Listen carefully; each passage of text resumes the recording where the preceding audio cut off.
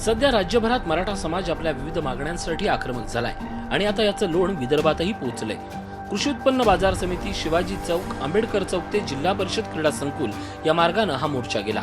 या ठिकाणी विद्यार्थिनींच्या हस्ते निवेदनाचं वाचन करण्यात आलं, तर 6 विद्यार्थ्यांनी यावेळी मागण्यांचं निवेदन जिल्हाधिकाऱ्यांना दिलं। कोपर्डीमध्ये घडलेल्या घटनेच्या निषेधार्थ तसंच या प्रकरणातील आरोपींना लवकरात लवकर शिक्षा व्हावी, अॅट्रॉसिटी कायद्यात योग्य ते बदल करावेत आणि मराठा समाजाला शिक्षण आणि नोकरीत आरक्षण मिळावं यासाठी हा भव्य मोर्चा काढण्यात आला होता।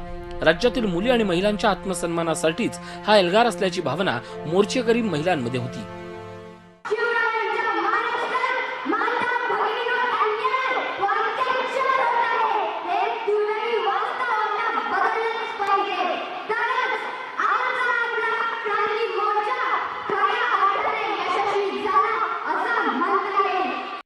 वाशिम येथील अनेक संघटना आणि समाजही या मोर्चात सहभागी झाले।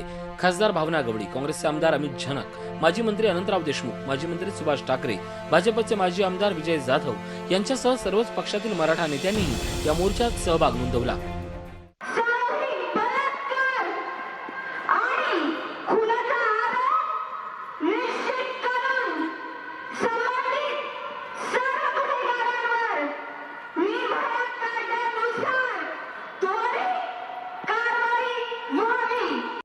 वाशिम येथील मराठा क्रांती मूक मोर्चाच्या माध्यमातून मराठा समाजाचा आक्रोश पाहायला मिळाला।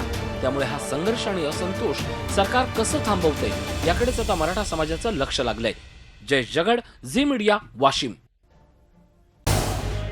झी 24 तास रहा एक पाऊल पुढे।